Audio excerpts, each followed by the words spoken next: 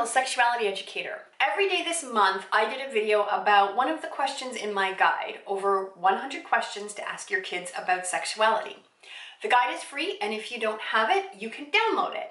You can get the link either by clicking the I up there or from the description box down below. Since it is the last day, I wanted to do something a little bit different. And instead of giving you a question from the guide, I wanted to talk to you a little bit about why I designed this guide and some of what you will find in there beyond just the 100 questions.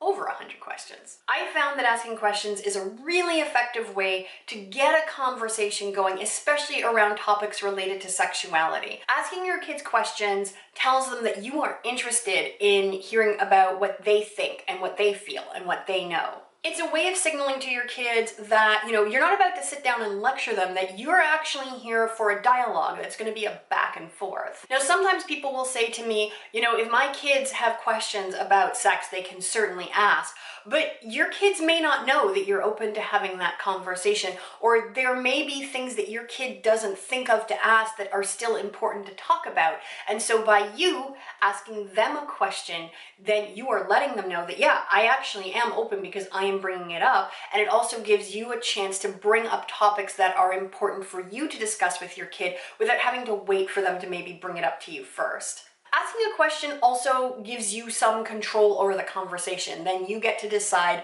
when the conversation's happening and where the conversation is, and you get to set some of the parameters around what the topic is. In this series, I have been able to walk you through 29 of the questions. However, there are a lot more that I haven't talked to you about. There are over 100, as the title suggests. I think it's 121 questions, something like that. So if you need help or information to answer any of the other questions, at the back of the guide, or the end of the guide, because it's a download, so at the end of the guide, I have a resource section with both books and websites where you can find more information. Okay, so this was basically like an ad for the guide, but I just wanted to let you know that I really tried to cram a lot of information in there for you beyond just the questions that you can ask your kids and teens. And my final note is that if you've downloaded the guide and you're using it, please don't feel like you are obligated, that you should be asking your kids and teens every single question that I put in there. You know your kids best, and you know where you might need to start a conversation or what they might need to know about. Part of the reason that it's so many questions is that I tried to put in a variety, so there were questions in there that could suit, different families and different situations. If you have downloaded the guide, or you do download the guide and you do wind up asking your kids or teens some questions, if you want to come back and let me know in the comments how those conversations went or what questions you chose to ask, I would love to hear about that. All right, so that's it. We are at the end of the month and we are at the end of the series. Thank you so much if you have been following along, or even if you only watched part of the series. I really appreciate it.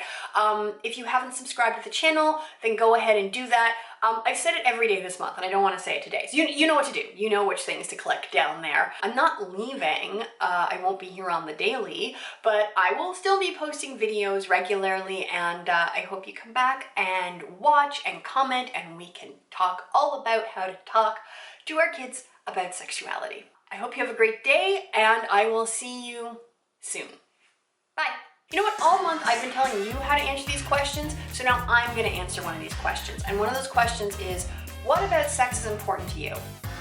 My clitoris, and I'm probably supposed to say expressing love or intimacy or something like that, and it matters. The main reason that I have sex is because I have a clitoris, and when it gets touched in certain ways, it feels amazing. That's like the top reason.